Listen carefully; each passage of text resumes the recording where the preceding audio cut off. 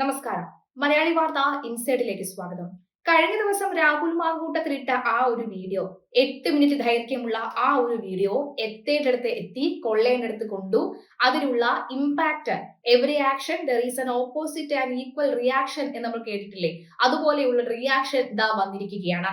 ഉടനടി അത്രയും നാളില്ലാതിരുന്ന SITയുടെ നിർണായക നീക്കം ഉണ്ടാകുന്നു. തിരുവനന്തപുരം മജിസ്ട്രേറ്റ് കോടതിയിൽ പുതിയൊരു നീക്കവുമായി SIT എത്തുകയാണ്.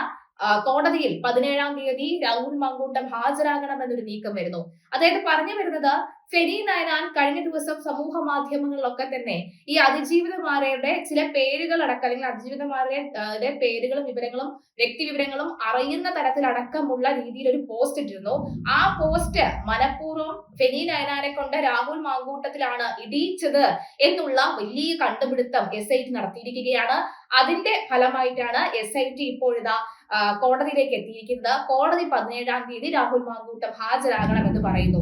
ഇനി അടുത്ത SITയുടെ നീക്കം എന്ന് പറയുന്നത്, നിലവിൽ ഇപ്പോൾ രാഹുൽ മാങ്കൂട്ടം അനുഭവിച്ചുകൊണ്ടിരിക്കുന്ന ഈ ജാമ്യ വ്യവസ്ഥകൾ ലംഘിച്ചു, അല്ലെങ്കിൽ ജാമ്യ വ്യവസ്ഥകൾ ലംഘിച്ചു എന്ന് ആരോപിച്ചുകൊണ്ട് പൂർണ്ണമായും രാഹുലിന്റെ ഈ ജാമ്യം റദ്ദാക്കണമെന്ന് ആവശ്യപ്പെടുന്ന നീക്കമായിരിക്കാം ഒരുപക്ഷെ നടക്കാൻ പോകുന്നത്. അപ്പോൾ ഇവിടെ ഈ ഒരു നീക്കത്തിൽ എല്ലാവരും പറയുന്നത് ഒരൊറ്റ കാര്യമാണ്. രാഹുൽ ഇന്നലെ പറഞ്ഞ വയനാട്ടിലെ ദുരിതാശ്വാസ നിധിയുമായി ബന്ധപ്പെട്ട് രാഹുൽ ചോദിച്ച ആ ചോദ്യം ഇവിടെ കൊള്ളേണ്ടടുത്ത് കൊണ്ടിരിക്കുന്നു.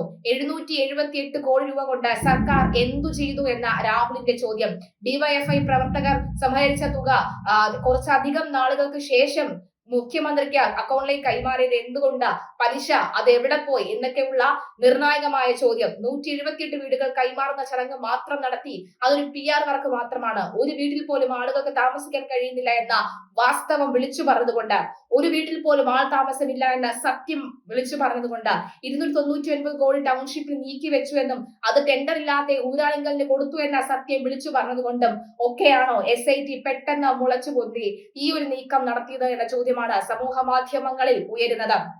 തീർച്ചയായും രാഹുൽ മാങ്കൂട്ടത്തിൽ കേസിലെ അതിജീവിതമാർക്ക് ഫെനി നയനാന്റെ ഭീഷണിയായിരുന്നു കഴിഞ്ഞ ദിവസം ആ ഫേസ്ബുക്ക് പോസ്റ്റിലൊക്കെ ഉണ്ടായിരുന്നത് എന്നാണ് പലരും പറഞ്ഞത്. അതിജീവിതയും കുടുംബവും ഭവിഷ്യത്തുകൾ അനുഭവിക്കേണ്ടി വരുമെന്നാണ് ഫെനി നയനാന്റെ പോസ്റ്റിൽ ഉണ്ടായിരുന്നത്.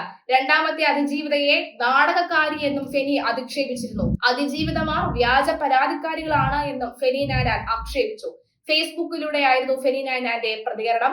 അതിജീവിതമാർ പോലീസിൽ പരാതി നൽകിയത് ചൂണ്ടിക്കാട്ടിയാണ് ഫെനിയുടെ ഈ ഭീഷണി. ആ പെൺകുട്ടി കഴിഞ്ഞ ദിവസം പരാതി നൽകി താൻ സൈബർ അറ്റാക്ക് ചെയ്തെന്നാണ് പറയുന്നത്. എവിടെയാണ് സൈബർ അറ്റാക്ക് നടന്നത് എന്ന് ഫെനി ചോദിക്കുന്നു. അതായത് ഈ പോസ്റ്റ് ആണ് ഫെനി നയനാനെ കൊണ്ട് രാഹുൽ മാങ്കൂട്ടത്തിലാണ് ഇടിയിച്ചത് എന്ന കണ്ടുപിടുത്തം ഇപ്പോൾ SIT നടത്തിയിരിക്കുന്നത്. അപ്പോൾ ഇതിന്റെ പിന്നിൽ എല്ലാം തന്നെ, അതായത് ഈ ഒരു പോസ്റ്റിന് പിന്നിൽ എല്ലാം തന്നെ രാഹുൽ മാങ്കൂട്ടമാണ് ഉണ്ടായിരിക്കുന്നത് എന്ന് പറഞ്ഞുകൊണ്ടാണ് നീക്കം നടത്തുന്നത്. അതായത് രാഹുൽ മുഖ്യമന്ത്രിക്ക് നീട്ടിയ ആ ചൂണ്ടുവിരലുകൾ ഒടിച്ചു കളയാനുള്ള ശ്രമമാണ്. ആ ശ്രമം ഏതായാലും വകവെക്കില്ല, വിലയ്ക്ക് പോകില്ല എന്ന് വ്യക്തമാകുന്ന തരത്തിലാണ് കാര്യങ്ങൾ വരുന്നത്. 17-ാം തീയതി രാഹുൽ മാങ്കൂട്ടം ഹാജരാകണമെന്നാണ് പറയുന്നത്. എന്തായാലും ആ പോസ്റ്റ് നമുക്ക് നോക്കാം. ഫെനി ഞാൻ ഇട്ടത്, സോറി, പോസ്റ്റ് ഇടാൻ 2-3 ദിവസം വൈകി, ചില അന്വേഷണങ്ങളിൽ ആയിരുന്നു, അത് പൂർത്തിയായിട്ട് വിശദമായി തന്നെ എഴുതാം. ഇപ്പോൾ ഒരുപാട് തവണ വന്ന ബിഗ് ബ്രേക്കിംഗ് ഉണ്ട്. ഫെനി നയനാൻ അതിജീവിതയെ സൈബർ അറ്റാക്ക് നടത്തിയതിനെതിരെ കേസ്. ഈ ബ്രേക്കിംഗ് ചെയ്ത വാർത്തകളുടെ പിന്നീടുള്ള വാർത്തകൾ കൊടുക്കാൻ മാധ്യമങ്ങൾക്ക് താല്പര്യമില്ലാത്തത് കൊണ്ട് ഞാൻ തന്നെ പറയാം.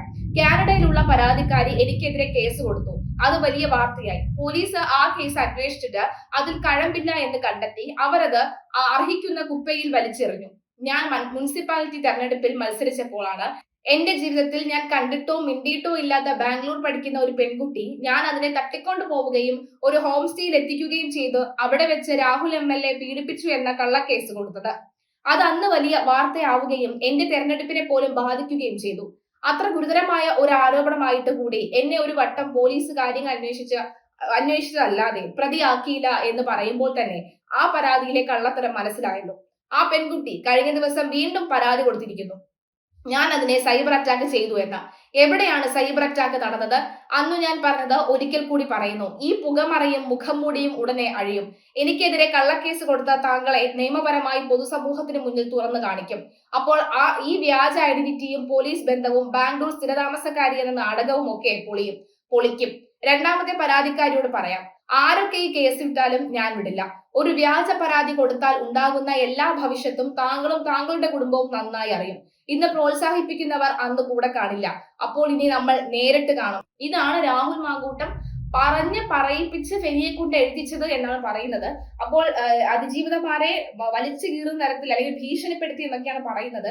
അതായത് ഇവിടെ പലരും പറയുന്നുണ്ട്, കഴിഞ്ഞ ദിവസം തന്നെ രാഹുൽ മാങ്കൂട്ടത്തിനെ പിന്തുണച്ചിരുന്ന അല്ലെങ്കിൽ ഈ ഒരു കേസിൽ രാഹുൽ മാങ്കൂട്ടം ചെയ്ത എല്ലാ കാര്യവും ശരിയാണ് എന്ന് ആരും പറയുന്നില്ല. പക്ഷെ രാഹുലിനോടുള്ള ഈ വൈരാഗ്യ ബുദ്ധിയോടുള്ള പ്രവർത്തികൾ അത് തന്നെയാണ് നിലവിൽ ഇപ്പോൾ രാഹുലിനെ പാർട്ടിയിൽ നിന്നും രാഷ്ട്രീയത്തിൽ നിന്നും ഒക്കെ തന്നെ മാറ്റി നിർത്തുന്നത്.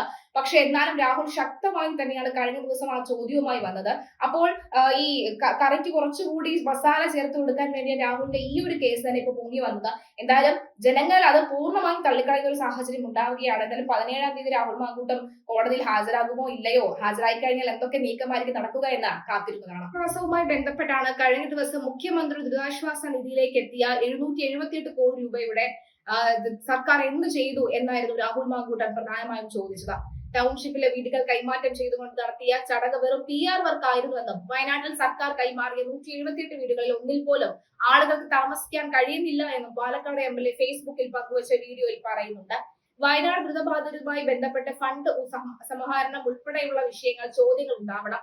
എന്നാൽ ആ ചോദ്യങ്ങൾ ഏകപക്ഷീയമാകരുത് എന്നും രാഹുൽ മാങ്കൂട്ടത്തിൽ പറയുന്നുണ്ട്. ടൗൺഷിപ്പിലെ ഒരു വീട്ടിലും ആളുകൾക്ക് താമസിക്കാനുള്ള അടിസ്ഥാന സൗകര്യമില്ല. പൂർത്തിയാക്കിയെന്ന് അവകാശപ്പെടുന്ന വീടുകളിൽ ഒന്നിൽ പോലും ആൾ താമസമില്ല. ടൗൺഷിപ്പിന് നീക്കിവെച്ചത് 299 കോടി രൂപയാണ്. അത് ടെൻഡർ ഇല്ലാതെ ഊരാളുകൾക്ക് നൽകി. ടൗൺഷിപ്പ് നിർമ്മാണത്തിന് ഇത്രയും അധികം തുക ആവശ്യമില്ല. ബാക്കി തുക CPM-കാർ വയർ നിറയ്ക്കാൻ ഉപയോഗിക്കുന്നതാണ് എന്ന ചോദ്യമാണ് രാഹുൽ ഉന്നയിക്കുന്നത്. ടൗൺഷിപ്പുമായി ബന്ധപ്പെട്ട കണക്കുകളിൽ ഓഡിറ്റ് വേണമെന്നും രാഹുൽ മാങ്കൂട്ടത്തിൽ ആവശ്യപ്പെട്ടിരുന്നു. ഇപ്പോൾ ഈ ആവശ്യങ്ങൾക്ക് പിന്നാലെ വരുന്ന രാഹുലിനെ പൂട്ടാനുള്ള, അതായത് ഇനി നിങ്ങൾ വീണ്ടും വീണ്ടും ഈ കാര്യവുമായി ബന്ധപ്പെട്ട് വീഡിയോ ഇടുകയാണെങ്കിൽ തീർച്ചയായും നിങ്ങളുടെ ഈ ഒരു പെണ്ണ് കേസിനെ ഞങ്ങൾ എടുത്തിട്ട് വീണ്ടും അലക്കും, അല്ലെങ്കിൽ വലിയൊരു കുഴി വീണ്ടും നിങ്ങൾക്ക് വേണ്ടി കുഴിക്കും എന്നാണ് എതിർ ദിശയിലുള്ള എതിർ ചേരിയിലുള്ളവർ പറയുന്നത് ആണോ എന്നാണ് പലരും ചോദിക്കുന്നത്.